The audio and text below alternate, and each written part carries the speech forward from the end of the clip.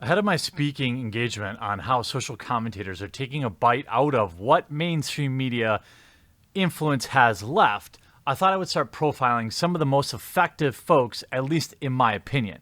Paul Joseph Watson is one of the single most effective personalities on the internet at debunking bullshit.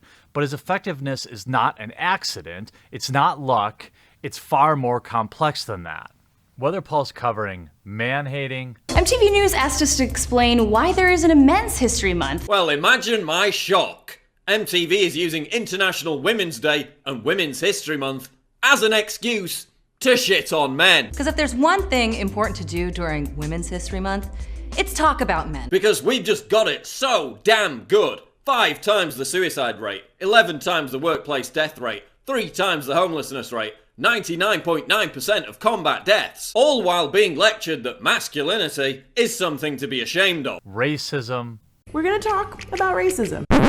According to MTV's Francesca Ramsey, it's impossible for black people to be racist. Ramsey claims that the dictionary definition of racism, the hatred or intolerance of another race, isn't the true meaning of racism. Because it's just the dictionary. Really? Isn't that convenient? So it's okay for social justice warriors to claim, just look at the dictionary definition when it comes to feminism, All you morons who are too f***ing stupid to look up the definition of feminism. with no mention of the fact that radical feminism, in practice, has virtually nothing to do with the dictionary definition of feminism, but suddenly different rules apply when you're talking about racism. Ramsey says black people can't be racist towards white people, only prejudiced. Reverse racism is not a thing. First off, that has no legal basis whatsoever. According to the 1968 Civil Rights Act and the 1994 Violent Crime Control and Law Enforcement Act, a racially motivated hate crime carries the same punishment no matter the race of the perpetrator or the victim. Secondly, she claims it's only racism if it's backed by a major institution. But when a person of color discriminates or stereotypes a white person because of their race,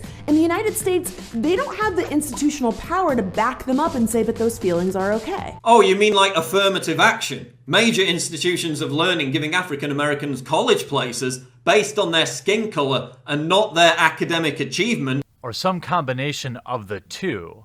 Hey, fellow white guys. Hey MTV! It's about to be a new year. And there's a few things we think you could do a little bit better in 2017. Here's what I think you can do better in 2017. How about you stop collectively demonizing an entire group of people based on their skin color? How about you stop trying to be the reverse KKK for hipsters? Racism is so not cool. I'm talking to you, Francesca. The man is also surgical at pointing out and exposing hypocrisy. So the temper tantrums failed, the rioting and smashing up cities failed, and sending death threats to electors failed. Now Hillary supporters, encouraged by Jill Stein's fundraising campaign, are demanding a recount in Michigan, Wisconsin, and Pennsylvania. They spent months sniping about how evil and dangerous Trump was for saying he might not immediately accept the election results. He refused to say that he would respect the results of this election.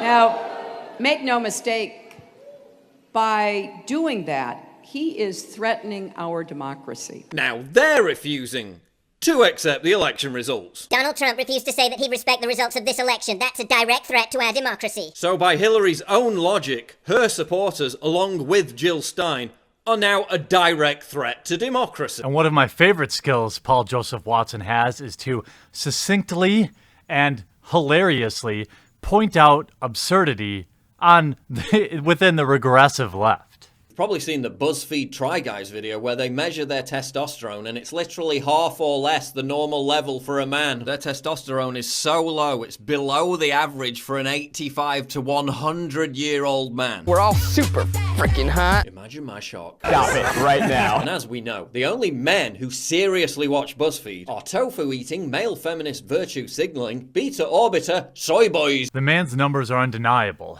averaging about 300,000 views a day and adding just over 1,100 new subscribers each day.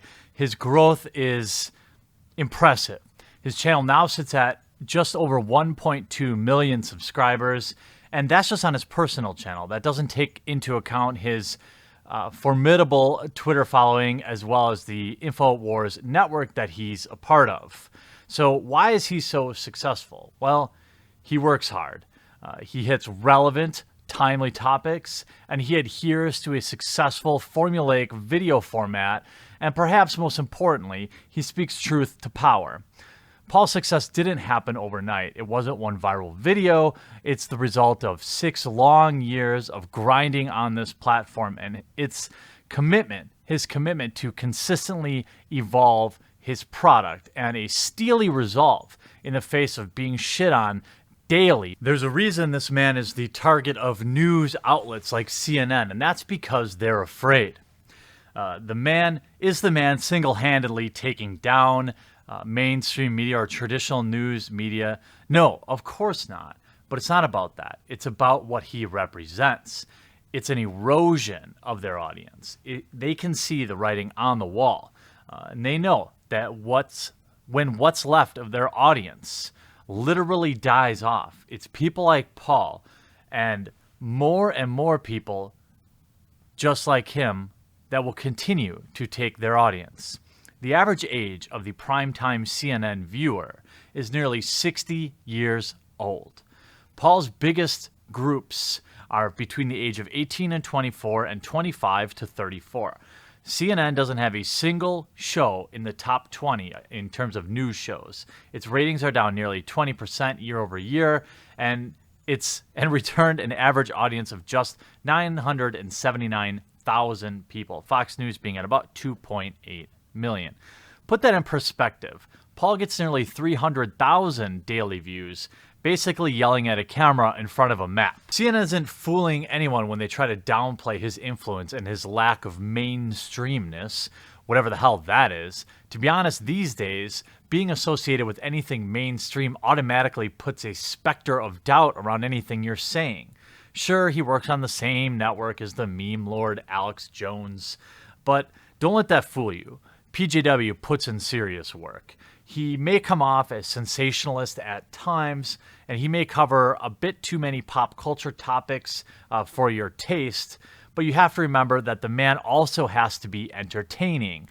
Long gone is the generation of news consumers who just want a bland, old, white-haired guy reading the news in a monotone voice. Look at the success of shows like The Daily Show, which basically turned out to be comedy and news combined. There's some proof of that on both sides. People on the left and people on the right prefer to consume their news with a side of comedy.